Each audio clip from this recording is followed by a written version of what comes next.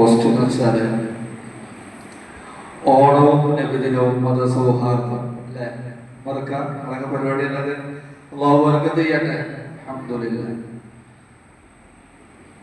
മത സൗഹാർദ്ദം എന്നുള്ളത് ഇന്ത്യ എന്ന ഈ കൊച്ചു രാജ്യത്ത് വേഷങ്ങളിലാവട്ടെ, വേഷവിധാനങ്ങളിലാവട്ടെ, ജീവിത ശൈലികളിലാവട്ടെ ഒരുപാട് മതങ്ങളും ഒരുപാട് വിശ്വാസങ്ങളുമായി ജീവിക്കുന്നവരാണ് നാം ഓരോരുത്തരും. പക്ഷെ ഇസ്ലാമിന് അതിൻ്റെ വ്യക്തമായ കാഴ്ചപ്പാടുകളുണ്ട്.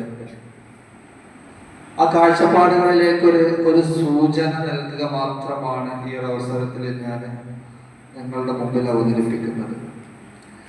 മഹാനായ റസൂൽ കരീം സല്ലല്ലാഹു അലൈഹി വസല്ലമ തങ്ങൾ 1400 വർഷങ്ങൾക്ക് മുമ്പ് മദീന പള്ളിയിൽ നിന്നുകൊണ്ട് നബി തങ്ങൾ പറഞ്ഞു, അക്രിം ജാറക വലൗ കാന കാഫിറ.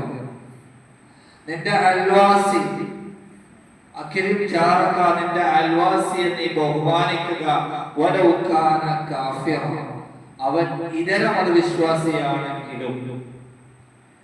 ഞാൻ ആ പോസ്റ്റ് കണ്ട് ഞാൻ ഇങ്ങനെ മനസ്സിലിങ്ങനെ പ്ലാൻ ചെയ്തു, ഇന്നിപ്പോ എന്താ പറയാ. ഈ പോസ്റ്റ് ഇങ്ങനെ കണ്ട് പ്ലാൻ ചെയ്ത സമയത്തിന്റെ മനസ്സിലേക്ക് വന്ന ഹദീസാണ് അക്രിം ജാറക വലൗ കാന കാഫിറ. നിന്റെ അയൽവാസി അവിശ്വാസിയാണെങ്കിലും അല്ലെങ്കിൽ ഇതര മതവിശ്വാസിയാണെങ്കിലും അവനെ നീ ബഹുമാനിക്കുക എന്ന വാക്ക് 1500 വർഷങ്ങൾക്ക് മുമ്പ് മദീന പള്ളിയിൽ ഇരുന്ന് മുത്തുനബി പറയുമ്പോ ആ മദീന പള്ളിയുടെ ചുറ്റുവട്ടങ്ങളിൽ ഇസ്ലാം വിശ്വാസികളായിരുന്നു ഉണ്ടായിരുന്നത്. പിന്നെ ആർക്ക് വേണ്ടിയാണ് ഈ ഹദീസ് നബി തങ്ങൾ അവിടെ ഉദ്ധരിച്ചത്? ഈ കാലഘട്ടത്തിൽ ജീവിക്കുമ്പോൾ തൃക്കണ എന്ന ഈ കൊച്ചു സുന്ദരമായ ഈ ഗ്രാമം, ജോസഫും ജോർജ് കുട്ടിയും ജലീലും എല്ലാവരും ഒത്തൊരുമിച്ച് ജീവിക്കുന്ന ഈ ഒരു കൊച്ചു രാജ്യത്ത് അല്ലെങ്കിൽ ഈ കൊച്ചു ഗ്രാമത്തിലുള്ള ഓരോ മനുഷ്യന്റെ ഹൃദയത്തിലേക്കും ഇറങ്ങിച്ചെല്ലേണ്ട ഒരു വാക്കാണ് അക്രിം ജാറക വലൗ കാന കാഫിറ. തന്റെ അയൽവാസി ഏത് വിശ്വാസി ആയിക്കൊള്ളട്ടെ അവനെ മാനിക്കുക, ബഹുമാനിക്കുക എന്നുള്ളത് ഒരു മുസ്ലിമിന്റെ ബാധ്യതയാണെന്ന് അഷ്റഫുൽ ഖൽഖ് ത്വാഹ മുഹമ്മദ് മുസ്തഫ സല്ലല്ലാഹു അലൈഹി വസല്ലം. ഇതിന്റെയൊക്കെ ഒരു പൊരുൾ എന്താന്ന് വെച്ചാൽ, ഒരു മനുഷ്യൻ മനുഷ്യനാവണമെങ്കിൽ, ഒരു വിശ്വാസിയാവണമെങ്കിൽ ഉള്ള ഒരു നിബന്ധനയെ കുറിച്ച് പറയുന്ന ഒരു വാക്ക് കൂടി നിങ്ങളുടെ മുമ്പിൽ ഞാൻ വെക്കുകയാണ്. അൽ മുസ്ലിമു മൻ സലിമ അൽ മുസ്ലിമൂന മിൻ ലിസാനിഹി വയദിഹി. ഒരു മുസ്ലിം എന്ന് പറഞ്ഞാൽ മറ്റുള്ളവർ മറ്റു മുസ്ലിമീങ്ങൾ എന്നല്ല, മറ്റുള്ളവർ രക്ഷപ്പെട്ടിരിക്കണം. എന്തുകൊണ്ട്? അവന്റെ വാക്കിനാലും അവന്റെ ദ്രോഹത്തെ തൊട്ടും രക്ഷപ്പെട്ടു എന്ന് ബോധ്യമുള്ളവൻ മാത്രമേ മുസ്ലിം ആവുകയുള്ളൂ, വിശ്വാസിയാവുകയുള്ളൂ. ഈ മുസ്ലിം എന്ന വാക്കിന്റെ അർത്ഥം നമ്മൾ മുസ്ലിം എന്നതിനപ്പുറം വിശ്വാസി എന്ന് കൂടി ചിന്തിക്കേണ്ടതുണ്ട്. അതുകൊണ്ട് ഈ ലോകത്ത് ജീവിക്കുമ്പോൾ മറ്റൊരു മതത്തിന്റെ ആശയ ആദർശങ്ങളെ നെഞ്ചോട് ചേർക്കലല്ല മതസൗഹാർദ്ദം എന്ന് പറഞ്ഞാൽ, ആ മറ്റു മതസ്ഥന്റെ വിശ്വാസങ്ങൾക്ക് ഭംഗം വരാതെ അവരുടെ ആരാധന, അവരുടെ കർമ്മങ്ങളെ ബഹുമാനിക്കുക എന്നുള്ളതാണ് ഒരു മതവിശ്വാസിയെ സംബന്ധിച്ചിടത്തോളം ഉള്ളത്. അതുകൊണ്ട് തന്നെ നമ്മുടെ അടുത്ത് താമസിക്കുന്നവൻ അവൻ ആരായിക്കൊള്ളട്ടെ, അവന്റെ വിശ്വാസത്തിനോ അതല്ലെങ്കിൽ അവന്റെ ജീവിതത്തിനോ നാം കാരണം ഒരു ബുദ്ധിമുട്ടുണ്ടാവാതെ ജീവിക്കാൻ കഴിയുക എന്നുള്ളതാണ് ഒരു മുസ്ലിമിന്റെ ബാധ്യത എന്ന് ആരംഭ റസൂൽ സല്ലല്ലാഹു അലൈഹി വസല്ലം. അതുകൊണ്ട് തന്നെയാണ് നബി തങ്ങൾ അവിടുത്തെ പത്നിമാരുടെ കൂട്ടത്തിൽ ഒരാളോട് പറഞ്ഞത്, എന്ത് ആയിഷ ബീവിയോടാണെന്ന് തോന്നുന്നു, ഒരു ഒട്ടകത്തിന്റെ കുളമ്പിന്റെ ഉള്ളിലുള്ള മാംസമാണ് നിനക്ക് കറി വെക്കാൻ കിട്ടിയതെങ്കിൽ ആ കറി അല്പം വെള്ളം ഒഴിച്ചതിനെ നീ നീട്ടുകേണ്ടത് നിന്റെ അയൽവാസികളിലേക്ക് കൊടുക്കുക എന്ന് മുത്തുനബി സല്ലല്ലാഹു അലൈഹി വസല്ലം. അയൽവാസി എന്ന് പറയുന്നത് ഏറ്റവും വലിയൊരു നാം ബഹുമാനിക്കപ്പെടേണ്ട ഒരു വിഭാഗമാണ് അയൽവാസികൾ എന്നുള്ളത്.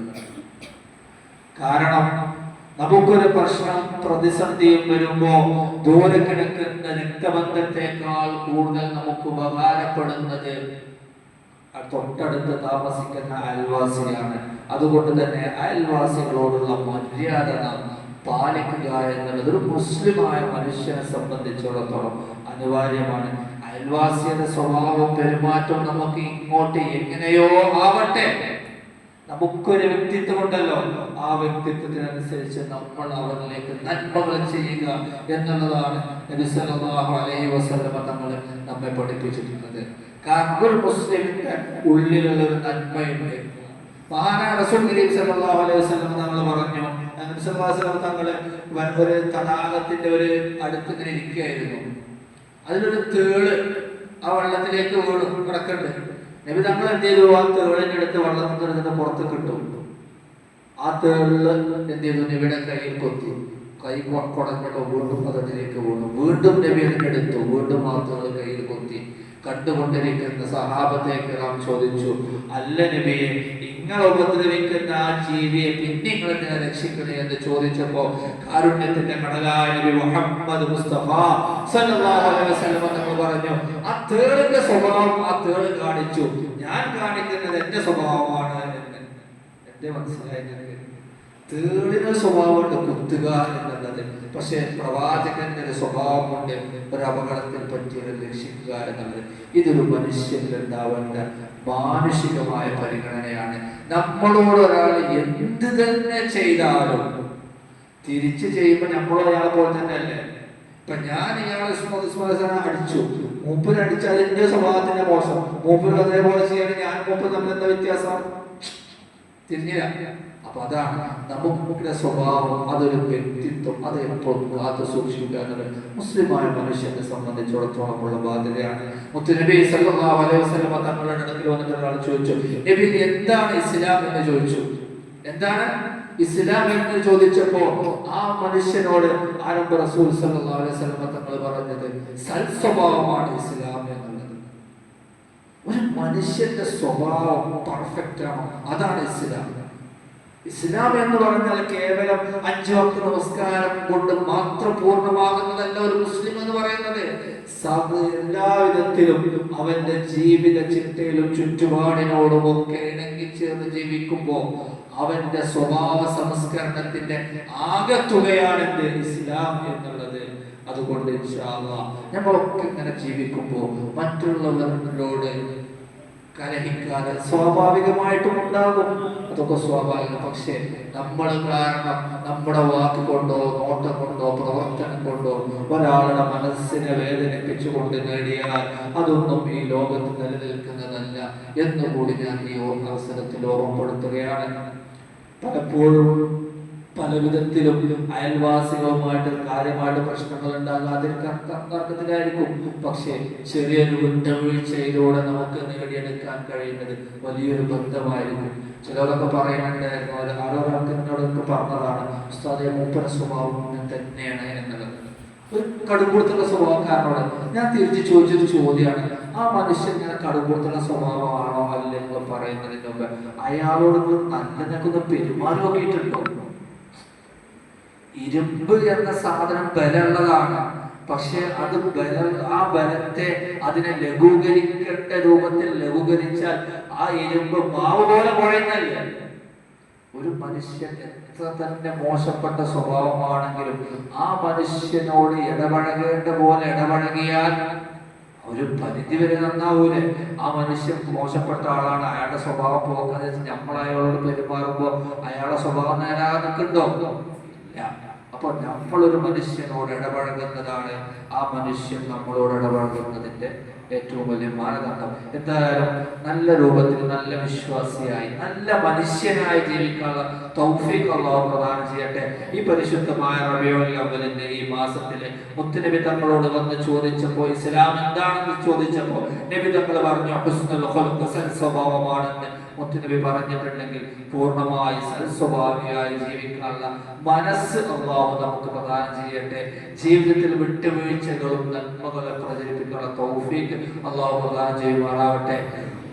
നമ്മുടെ സദസ്സിനെ അല്ലാഹു കബൂൽ ചെയ്യുമാറാവട്ടെ. ഒരുപാട് ആളുകൾ ദുആ കൊണ്ട് വസിയത്ത് ചെയ്തിട്ടുണ്ട്. എല്ലാവരുടെ ഉദ്ദേശങ്ങളും സുബ്ഹാനഹു വ തആല സഫലീകരിച്ചു കൊടുക്കട്ടെ. അതോടൊപ്പം ഈ മജ്‌ലിസിലേക്ക് എന്നെ ചേർന്ന് കൊണ്ടുവന്ന സഹോദരൻ അല്ലാഹു അദ്ദേഹത്തിന്റെ ജോലിയിൽ, കച്ചവടങ്ങളിൽ, ബിസിനസ്സുകളിൽ, സകലമായ മേഖലകളിലും ഖൈറിന്റെ വാതിലുകൾ തുറന്നു കൊടുത്ത് ഇസ്സത്ത് അല്ലാഹു പ്രദാനം ചെയ്യുമാറാവട്ടെ. നമ്മളുടെ മരണപ്പെട്ടു പോയവരുടെ ഖബർ അല്ലാഹു വിശാലമാക്കി കൊടുക്കുമാറാവട്ടെ. ജീവിച്ചിരിക്കുന്ന മാതാപിതാക്കളുടെ കൂട്ടുകുടുംബാദികളുടെ എൽമിന്റെ വഴികളിൽ സഹായിച്ചവരുണ്ട്. എല്ലാവർക്കും അല്ലാഹു ദീർഘായുസ്സും ആഫിയത്തും പ്രദാനം ചെയ്യുമാറാവട്ടെ. ജീവിക്കുന്ന കാലത്തോളം ഇസ്സത്തോടുകൂടി അഭിമാനത്തോടുകൂടി മുഅ്മിനായി ജീവിക്കാനുള്ള തൗഫീഖ് അല്ലാഹു പ്രദാനം ചെയ്യുമാറാവട്ടെ. മരണം ഹൈറാകുന്ന സമയത്ത് ഭൂമിയിൽ എവിടെ വെച്ച് മരിക്കുകയാണെങ്കിലും ഈമാൻ സലാമത്തായി മുഅ്മിനായിട്ട് അല്ലാഹു നമ്മെ തിരികെ വിളിക്കുമാറാകട്ടെ. ആ അല്ലാഹുവിന്റെ അജ്രത്തിന് മുമ്പ് പരിശുദ്ധമായ റൗള ശരീഫിൽ ചെന്നുകൊണ്ട് കൺകുളിർക്കെ ആ പച്ചക്കുമ്പക്ക് കീഴെ അന്ത്യവിശ്രമം കൊള്ളുന്ന പുന്നാര നബിയുടെ റൗള ശരീഫിലേക്ക് കൺകുളിർക്കെ നോക്കിക്കൊണ്ട് അസ്സലാമു അലൈക യാ നബിയല്ലാഹ് എന്ന് പല പ്രാവശ്യം പറയാനുള്ള തൗഫീഖ് നമുക്ക് ഓരോരുത്തർക്കും അല്ലാഹു